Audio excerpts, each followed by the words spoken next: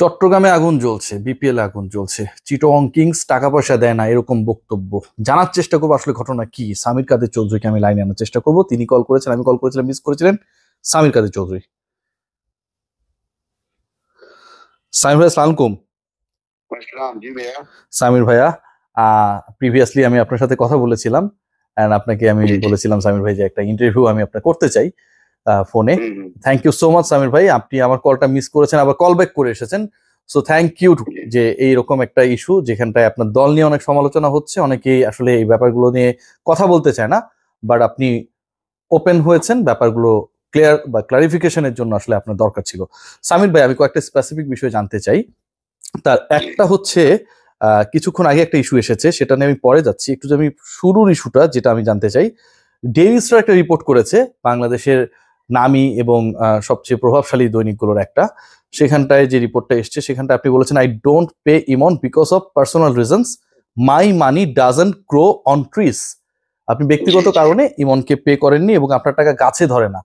একটু কি সামির ভাই, একটু কি আমি ক্লারিফিকেশন বা এক্সপ্লেনেশন আমি চাইতে পারি আপনার কাছে? কারণ এই কথাটা তো ধরেন বলেছি এই কারণে যে যখন আমাকে যখন জিজ্ঞেস করতেছে বারবার এই আপনাদের গণমাধ্যমে যে কি বারবার কারণটা আমি বারবার বলে যাচ্ছি, যেটা আমার একটা পার্সোনাল রিজন। আমার ওনার সাথে কিছু আলোচনা আছে, ওনার সাথে যেহেতু আমার সময় হয়নি আলাপ করার বা দেখা হওয়ার, উনি 3-4 দিনের ছুটিতে আছেন, তো এই বিষয়টা আসলে মানুষ তারপরেও জিজ্ঞেস করে যাচ্ছে একই জিনিস।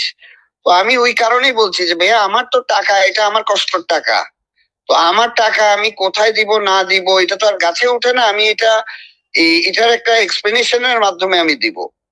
তো এই আলোচনাটা যে আমি ইমনের সাথে করব, এই স্কোপটাই আমি এখনো পাচ্ছি না। আমার সাথে আজকে এগুলো দেখার পর 2-3 বার আলাপ হয়েছে।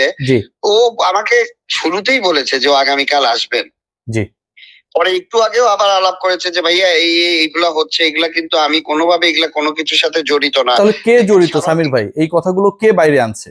নিশ্চয়ই কেউ না কেউ তো জড়িত। শুনেন, আমি এই প্রশ্ন করছি না, কিন্তু হ্যাঁ স্বাভাবিকভাবে আমার মনে সন্দেহ থাকে বা এই প্রশ্ন আমার মনে থাকতেই পারে, এটাও আমি স্বীকার করছি। এটা তো খুব স্বাভাবিক প্রশ্ন না সামির ভাই? আপনার পরিবারের খবর আমি জানছি, কথার কথা। তো পরিবারে কেউ না বললে তো আমি রিয়াসাত আজিম নিশ্চয়ই জানবো না। জি জি জি, এখন আমি এখানে কি বলবো, আমি কাউকে প্রশ্ন না করেও আমি উত্তরটা পাচ্ছি। যেমন ইমনের সাইড থেকে আমাকে বলছে যে ভাইয়া এগুলার কোনো কিছুর সাথে আমি জড়িত না, আমি এগুলা কোনো কিছু, মানুষ বুঝতেই পারতেছে না আমি যে ছুটিতে আসছি, দ্যাটস ইট। আমার সাথে ইমনের ছুটিতে যাওয়ার আগে পেমেন্টের বিষয়ে আলাপ হয়েছিল, আমি বলছি যে আমি আলাপ করব, কিন্তু এরপরে যে কি হইলো না হইলো আমি নিজেও বুঝতে পারছি না। না সামির ভাই, এই যে টাকা গাছে ধরে না, এই ইস্যুটা নিশ্চয়ই আপনি একটা রাগ, ক্ষোভ বা বিরক্তি থেকে বলেছেন। জি জি, অবশ্যই রাগে বলছি, অবশ্যই আমি এটা রাগে বলছি, আমি এটা এখানে তো অস্বীকার করার কিছু নাই। এই রাগটা কি ইমনের উপরে নাকি মিডিয়ার উপরে সামির ভাই, একটু যদি বলতেন। এটা ভাইয়া সবকিছুর ক্ষেত্রে, আমি আসলে এই ক্রিকেটের সাথে আছি হলো আমার প্যাশনের জন্য, কথা বলছেন না? প্রথম বিপিএল থেকে আপনারা আছেন, সত্যি কথা যেটা, মাঝখানে ছিলেন না। আবার বললাম প্রথমের বিপিএল থেকেই আপনারা আছেন, বিপিএল যখন থেকে শুরু হয় তখন থেকে আপনারা আছেন, সেটা আমি জানি। আমি যেহেতু এটা আমার কাছে আমার খুবই আমার মনের খুব একটা কাছের জায়গা থেকে আমি ক্রিকেটটার সাথে জড়িত থাকি। তো যখনই এরকম কথাবার্তা আসে ভাইয়া, স্বাভাবিকভাবে আমিও ফ্রাস্ট্রেটেড হই। যেমন কিছুদিন আগে আমাদের একজন শ্রীলঙ্কান প্লেয়ার বিনুরা নিয়ে, আমার কাছে তো হাস্যকর ব্যাপার, আমি যখন প্লেয়ারকে পাঠাই, প্লেয়ার আমাকে হা হা করে দেখি উল্টা আরো যোগ পাঠায়। সামির ভাই, এই পয়েন্টে একটা ব্যাপার আমি জানতে চাই, সেটা হচ্ছে যে আপনার দলের ক্রিকেটাররাই কেন বারবার আপনার দলের পেমেন্ট ইস্যু নিয়ে প্রশ্ন তুলছে? বিনুরা, পারভেজ হোসেন ইমন, এই জায়গাটাই কি আসলে পারফেক্ট ক্রিকেটারদেরকে আপনি চুজ করতে পারেননি, নাকি আসলে ফ্র্যাঞ্চাইজিতে কোনো সমস্যা রয়েছে? না, বিনুরাকে আমি চুজ করেছিলাম ফরেন প্লেয়ার হিসাবে আমাদের কোচের অ্যাডভাইস নিয়ে, আর ইমনেরটা পুরো টোটালি ম্যানেজমেন্টের ড্রাফটের সিদ্ধান্ততে ছিল। তার মানে আপনার ফ্যামিলি মেম্বারদের মধ্যে কিছু একটা চলছে বা কিছু একটা আছে, আদারওয়াইজ তো এরকমটা হওয়ার কথা না সামির ভাই। নিশ্চয়ই আমরা সেরকমটা মনে করতে পারি। আমি অন্য একটা প্রসঙ্গে যেতে চাই সামির ভাই, এটা আরো বেশি বার্নিং মনে হয়েছে আমার কাছে। আমাদেরই আরেকটা প্ল্যাটফর্ম আমাদের স্পোর্টস নিয়ে কাজ করে, সেখানটা একটা নিউজ এসেছে যে শাহিদ আফ্রিদিকে আপনি এখন পর্যন্ত কোনো কানাকড়ি দেন নাই।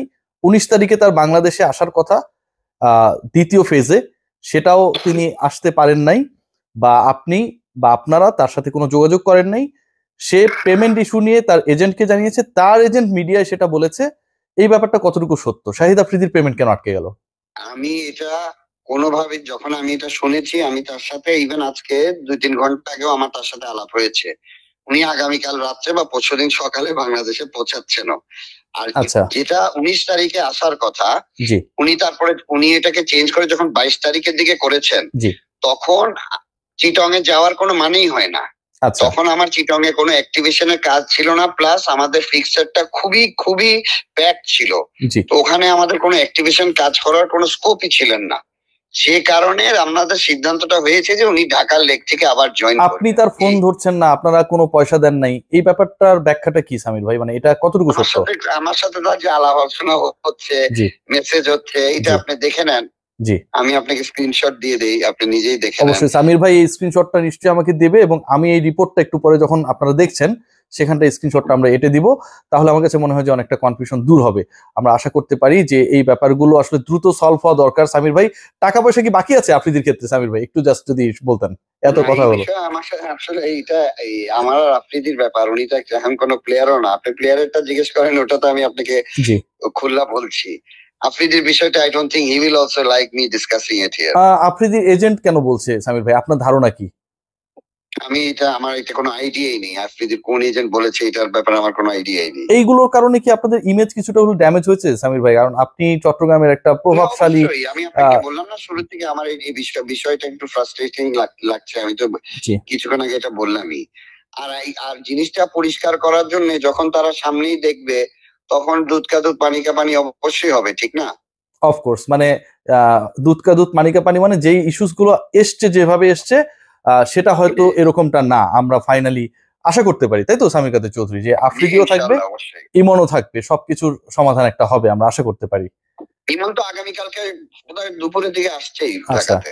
আচ্ছা, সামির কাদের চৌধুরী, আপনি কোনো পেমেন্টের ব্যাপারে যে ঘটনাগুলো ঘটেছে অন্য ফ্র্যাঞ্চাইজির ক্ষেত্রে, আপনি কি একটা কমিটমেন্ট করতে পারেন কিনা যে এই ইস্যুগুলো বিপিএল শেষ হওয়ার পরে, বা থাকে না একটা নির্দিষ্ট সময়ের মধ্যে, হোপফুলি সবাই আসলে টাকাটা পাবে?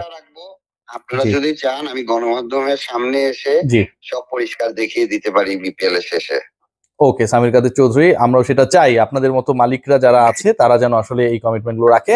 আপনার স্ক্রিনশট। জি জি, আমি আপনার মাধ্যমে এটাও জানাতে চাই চিটং কিংস এর ফ্যান্সদেরকে, যদি এসবের ক্ষেত্রে কারো কোনো মনে কষ্ট পেয়ে থাকে, আমি ওটার জন্য আন্তরিক দুঃখিত। আর এটার সাথে এটাও যোগ করে দিতে চাই, এখনো বহু মানুষ আছে এই দেশে, তারা এখনো মানুষের খারাপ চেয়ে চলে। এগুলা থেকে আমাদের সবার সাবধান। আপনার কি কাউকে শত্রু বা কেউ এটা আপনার ভালো চাচ্ছে না, এরকম কাউকে আপনি সাসপেক্ট করছেন এই যে ঘটনাগুলো ঘটছে? আমি কোনো সাসপেক্ট করছি না, কিন্তু যখন হয় তখন এগুলো ভেবে নিতে হয়, কিন্তু কাউকে কোনো শত্রু হিসেবে আমি দেখি না। অবশ্যই সামির কাদের চৌধুরী বড় মনে পরিচয় দিয়েছেন। ইস্যুস যেগুলো রয়েছে সেগুলো সেটেল ডাউন হবে, আমরা হোপফুল। এবং আপনি স্ক্রিনশটটা আমাকে দিবেন সামির ভাই, সবচেয়ে গুরুত্বপূর্ণ যেটা, আমি সেটা আমার ভিউয়ারদের জন্য আমি দেখাবো, তাহলে কনফিউশনটা আর মনে হয় থাকবে না। দুধ কা দুধ পানি কা পানি। সামির কাদের চৌধুরী, অসংখ্য ধন্যবাদ আপনাকে, খুব ভালো থাকবেন। Good night. ধন্যবাদ। জি, গুড নাইট, ভালো থাকবেন। আসসালামু আলাইকুম। সামির কাদের চৌধুরী, সামির কাদের চৌধুরী আমার সাথে ছিলেন। দেখা যাক শেষ পর্যন্ত কি হয়, তবে আমি হোপফুল হতে চাই যে এই ঝামেলাগুলো আসলে মেটা দরকার। মিসআন্ডারস্ট্যান্ডিং, আন্ডারস্ট্যান্ডিং, পেমেন্ট, ডিউস, এই জিনিসগুলো আসলে বিপিএল এর পুরো সৌন্দর্যটাকে নষ্ট করে ফেলছে।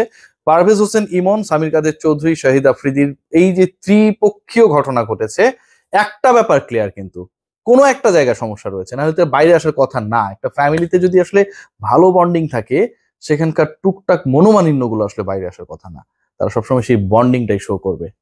দেখা যাক শেষ পর্যন্ত কি হয়। আমরা চাই ভালো একটা বিপিএল এন্ড অফ দ্য ডেতে হোক। Take great care.